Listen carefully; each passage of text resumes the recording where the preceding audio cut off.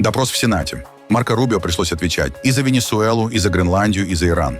Макрон заговорил на датском и гренландском. Так французский президент выразил свою поддержку гостям в Елисейском дворце.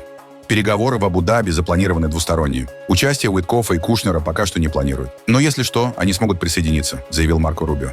В Кремле Владимир Путин принял президента Сирии Ахмеда Аль-Шараа. Они обменялись любезностями. Впервые в истории англиканскую церковь возглавит женщина. Официальная интронизация нового архиепископа состоится в марте в Кентерберийском соборе. А теперь об этом подробно. Это один день. Не забудьте подписаться и поставить лайк этому видео.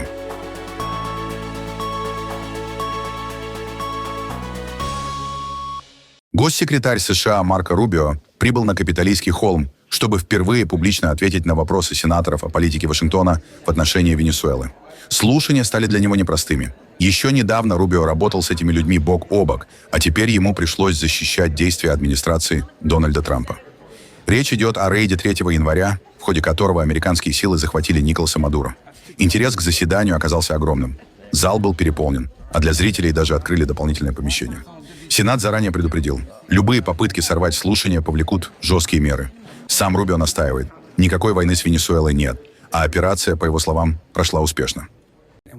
Мы считаем, что очень скоро сможем открыть дипломатическое присутствие США на месте, что позволит нам получать информацию в реальном времени и взаимодействовать. Кстати, не только с представителями режима и временных властей, но и с гражданским обществом и оппозицией. Мы установили, как мне кажется, на данный момент очень уважительный и продуктивный канал коммуникации по мере того, как мы проходим фазу стабилизации и движемся к фазе восстановления. Но впереди еще очень много работы.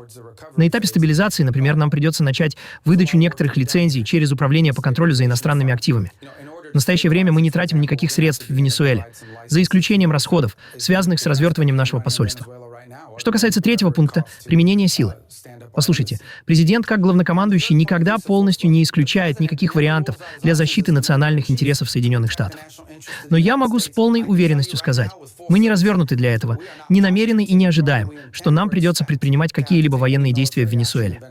Единственное военное присутствие США в Венесуэле — это охрана морской пехоты при посольстве. Венесуэльские власти сейчас определяют суда, которые они хотят, чтобы мы задержали. Фактически, примерно 1,5 недели назад мы захватили одно из таких судов. Не обошлось на слушаниях и без провокаций. Приостановите. Вы знаете порядок. В тюрьму.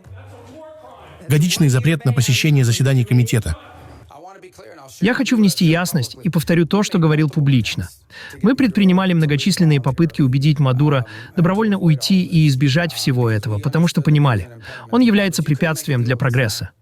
С этим человеком невозможно заключить сделку. Он заключал множество соглашений и нарушил каждое из них. Это просто человек, с которым нельзя договариваться. У него не было никакого намерения выполнять договоренности. Все, чего он хотел, тянуть время и выиграть 3 года, чтобы дождаться новой администрации, которую он считал бы более благоприятной, и так далее. Не обошли стороной сенаторы и вопрос о Гренландии. Что касается Гренландии, скажу, что сейчас мы находимся в хорошем положении. У нас прошли отличные встречи с генеральным секретарем НАТО. Более того, даже пока я сейчас говорю с вами, проходят технические встречи между нами и нашими партнерами в Гренландии и Дании по этому вопросу. И я считаю, что у нас уже есть процесс, который приведет к хорошему результату для всех. Я думаю, что нам удастся добиться чего-то позитивного.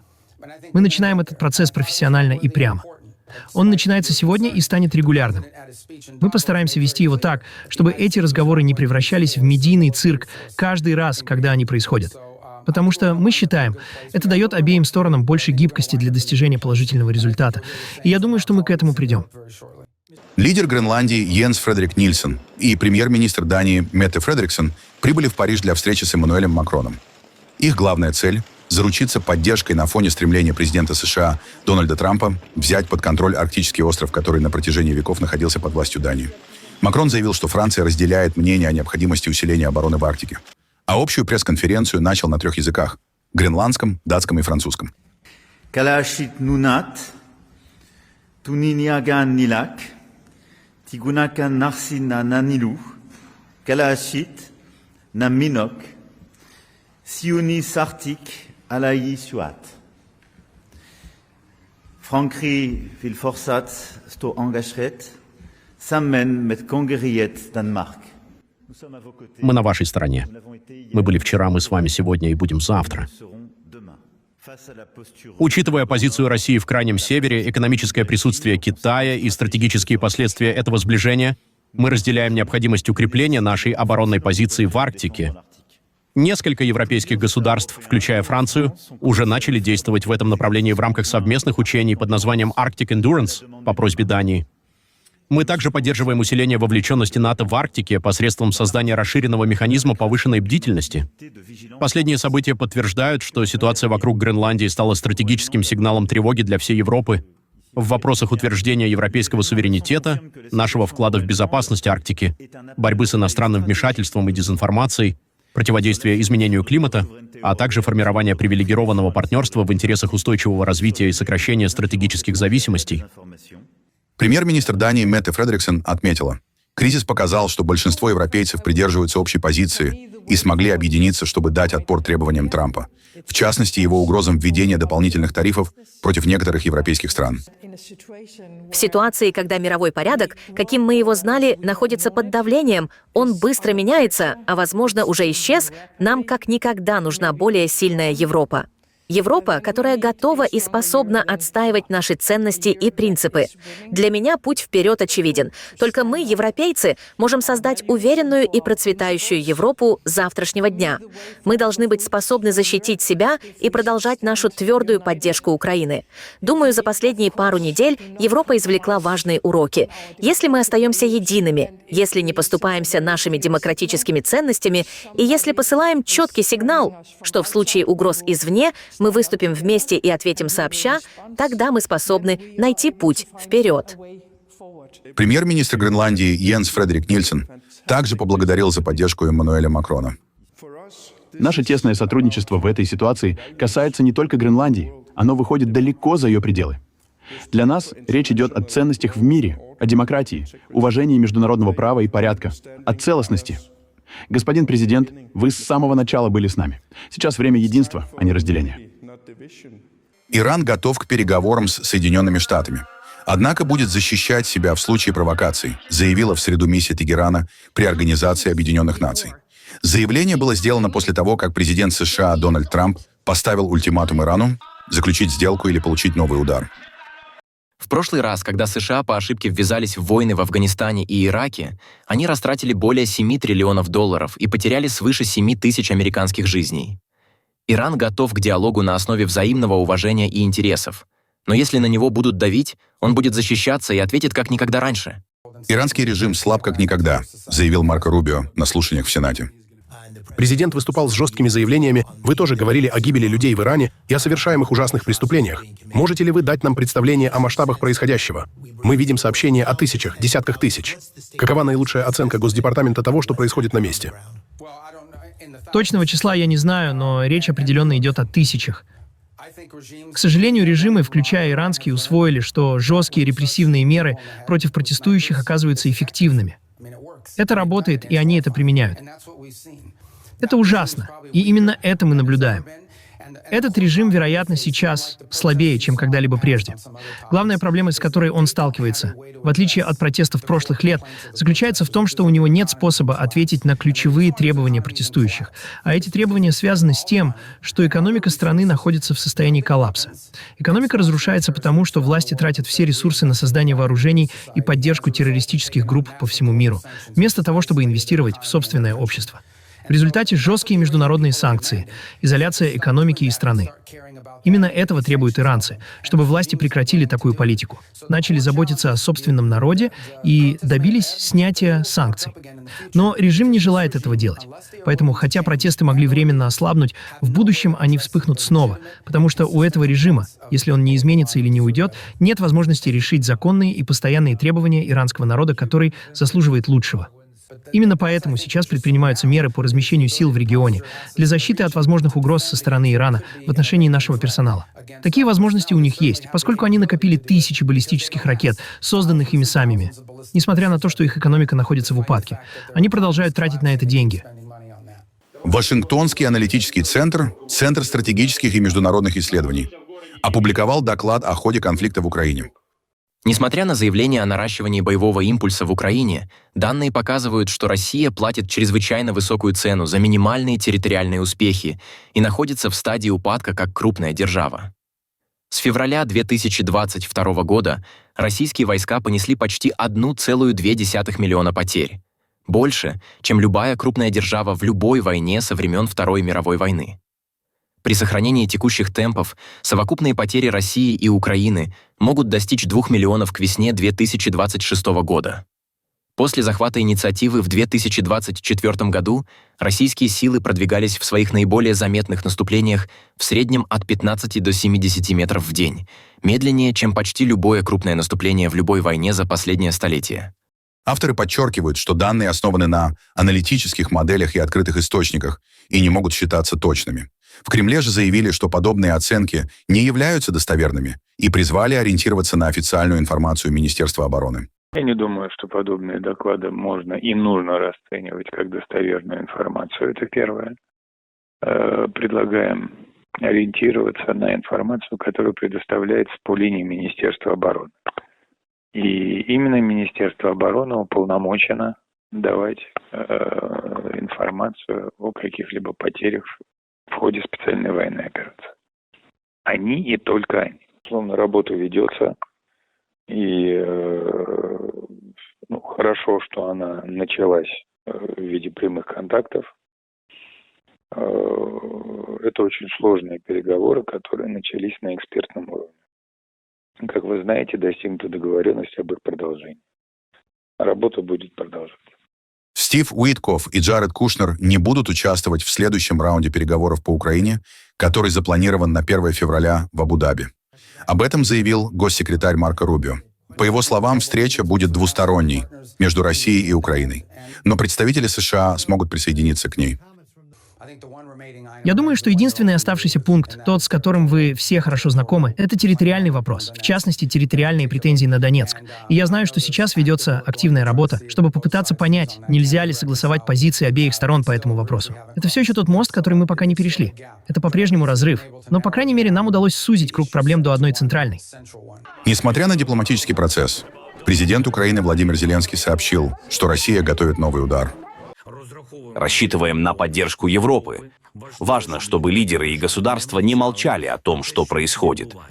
Не молчали о том, что россияне все равно пытаются причинить украинцам как можно больше боли. Не считаясь ни с какой дипломатией. Мы знаем и о том, что россияне готовятся к новому удару. Разведка предоставляет информацию об этом. Нужно, чтобы сейчас Америка, сейчас Европа, сейчас все партнеры понимали, как это дискредитирует дипломатические разговоры. Каждый из российских ударов. Еще одно. Когда есть столько дипломатических усилий, чтобы завершить эту войну, когда и американцы говорят с россиянами, и европейцы пытаются, необходимо, чтобы вся эта дипломатия имела реальный вес для людей. Реальное значение в ситуации сейчас. Когда российские удары продолжаются, когда штурмы не прекращаются, людям сложно чувствовать, что дипломатия конструктивна и может дать результат.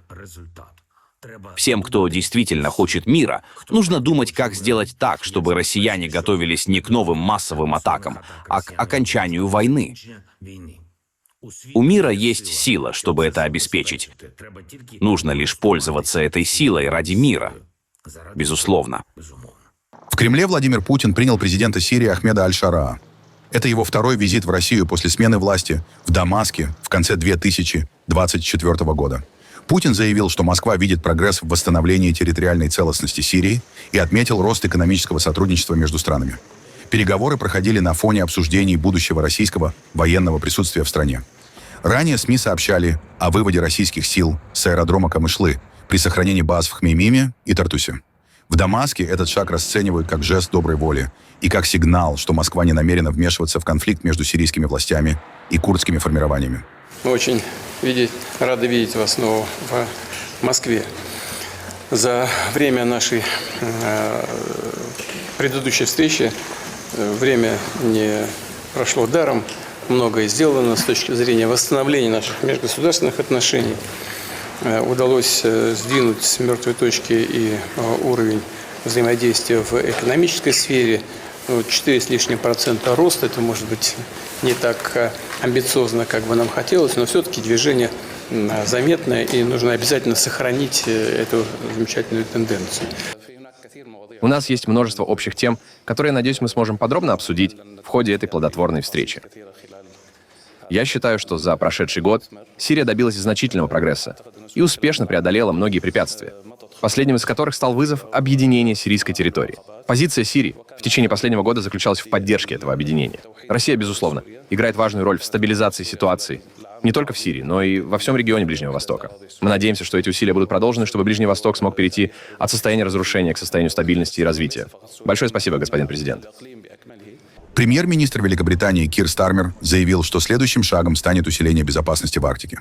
После встречи с главой правительства Дании он отметил, что угроза торговых тарифов со стороны США снята, и теперь союзники могут сосредоточиться на защите региона. По словам Стармера, Европа и США едины во мнении. Арктика требует большего внимания уже сейчас. Говорят, что 8 дней — это большой срок в политике. Попробуйте 8 лет, потому что прошло 8 лет с тех пор, как британский премьер-министр ступал на китайскую землю. Поэтому эта делегация творит историю. Вы — часть перемен, которые мы осуществляем, и это полностью соответствует всему, что мы делаем в правительстве, особенно на международной арене. Мы твердо намерены быть открытыми миру, использовать возможности, выстраивать отношения, уверенно действовать глобально и всегда оставаться абсолютно сосредоточенными на наших национальных интересах. А в наших национальных интересах взаимодействовать с Китаем. Это вторая по величине экономика мира. Если рассматривать Гонконг вместе с Китаем, то это наш третий по величине торговый партнер. Существуют огромные возможности во множестве различных секторов. Повышение пошлин Соединенными Штатами Америки бьет по мировой торговле и уже отражается на немецкой экономике. Об этом заявила министр экономики Германии Катарина Райхе в Берлине. По ее словам, экспорт из Германии в Штаты за прошлый год сократился почти на 10%. Повышенные пошлины США оказывают давление на мировую торговлю. Они нарушают устоявшиеся цепочки поставок и сокращают экспорт на один из важнейших для Германии рынков сбыта. Экспорт Германии в США снизился на 9,4% в период с января по ноябрь по сравнению с предыдущим годом. Угрозы введения пошлин, подобные тем, которые недавно были реализованы Соединенными Штатами, также вызывают неопределенность. В то же время Китай все активнее выступает в роли конкурента на мировом рынке, именно в тех секторах и на тех рынках, которые традиционно являются ключевыми для Германии, особенно в машиностроении, строительстве промышленных установок и автомобилестроении. Также на фоне геополитической напряженности немецкое правительство понизило прогноз роста экономики. Тем не менее, власти рассчитывают, что в 2026 году экономика страны начнет восстанавливаться. Учитывая текущую новостную повестку, нет необходимости подчеркивать, что составление прогнозов в нынешних условиях особенно сложно. Геополитическая напряженность продолжает нарастать, и ужесточение торговой политики США — лишь один из факторов. Другим фактором остается ситуация в Украине и продолжающаяся война. Немецкая промышленность сталкивается с серьезным встречным ветром из-за международных событий. Экономическое восстановление ожидается в 2026 году. Рост составит около 1% в этом году и 1,3% в 2027 году. После статьи «Политика о состоянии здоровья» Дональда Трампа канцлер Германии Фридрих Мерц заявил, что не видит причин сомневаться в способности президента США исполнять свои обязанности. Выступая на пресс-конференции в Берлине, Мерц подчеркнул, что лично встречался с Трампом и не заметил никаких признаков ухудшения его состояния. Прежде всего, исходя из моих встреч с президентом Трампом, у меня нет никаких оснований сомневаться в его здоровье. В июне ему исполнится 80 лет, но у меня складывается впечатление, что он полностью способен выполнять свои обязанности. У меня нет никаких признаков того, что это могло бы быть иначе. В Вильнюсе состоялась официальная встреча короля Дании Фредерика и королевы Мэри. У президентского дворца их приветствовали глава Литвы Гитанас Науседа и первая леди Диана Наусседени. Церемония прошла с воинскими почестями. Прозвучал государственный гимн, король вместе с президентом осмотрел почетный караул. Государственный визит посвящен вопросам безопасности и обороны. В программе посещение литовских военных подразделений, форум по энергетической безопасности и культурные мероприятия. Дания и Литва поддерживают дипломатические отношения более 100 лет и остаются близкими партнерами в регионе. Венгерские власти заявляют о якобы вмешательстве Украины в предстоящие парламентские выборы. Министр иностранных дел Петер Сиярто обвинил Киев в поддержке оппозиционной партии ТИСА. В подготовке к выборам в Венгрии начался принципиально новый этап. Украина грубо и открыто вмешивается в венгерские выборы в интересах партии ТИСа. Украинцы хотят, чтобы партия ТИСа победила на выборах, потому что тогда Украина получит зеленый свет на вступление в Европейский Союз. Венгрию могут втянуть в войну Украины, а деньги венгерского народа могут быть изъяты для содержания украинского государства. Именно поэтому украинцы открыто вмешиваются в избирательную кампанию. Премьер-министр Виктор Орбан пошел дальше и обвинил не только в давлении, но и в угрозах со стороны украинских властей. По словам Сибиги, конфликт в украинско-венгерских отношениях приближается к своему пику. Что вы на это скажете? Новые угрозы поступают от Украины ежедневно. Иногда от президента, иногда от министра иностранных дел, иногда от какого-нибудь сотрудника спецслужб. Это станет частью повседневной жизни вплоть до выборов. Они хотят смены власти, проукраинского правительства. Они нам угрожают. Не стране, а прежде всего членам правительства. Особенно Петеру Сиярто и лично мне. Так что если кто-то не способен с этим справиться, пусть идет работать артистом балета. Между Орбаном и президентом Украины Владимиром Зеленским развернулась публичная словесная перепалка. Зеленский, не называя Орбана напрямую, обвинил его в попытках продать европейские интересы. В ответ Орбан назвал своего украинского коллегу человеком, находящимся в отчаянном положении. Поскольку Украина приближается к 4-му году полномасштабной войны после вторжения России в феврале 2022 года. Впервые в истории церкви Англии ее возглавила женщина. В соборе Святого Павла прошла древняя церемония подтверждения избрания нового архиепископа Кентерберийского. Сару Малали официально утвердили в должности во время богослужения, которое по традиции превратили в церковный суд. Перед старшими епископами и королевскими представителями Малали принесла присягу и согласилась принять служение. Теперь она – духовный лидер не только Англии, но и всей англиканской общины, объединяющей около 85 миллионов верующих по всему миру. В ходе церемонии прозвучал протест. Один из присутствующих выкрикнул реплику из зала. Служба ненадолго прервалась, но затем продолжилась. Сара Малали сменила на посту Джастина Уэлби. Ранее она работала главным медсестринским специалистом страны, а позже стала епископом.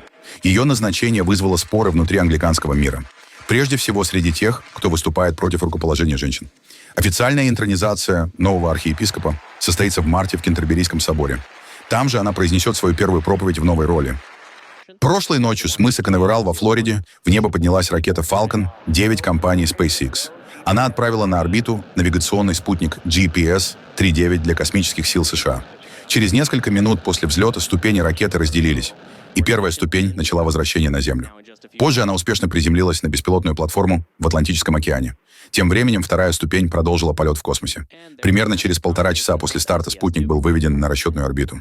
Миссия прошла полностью по плану.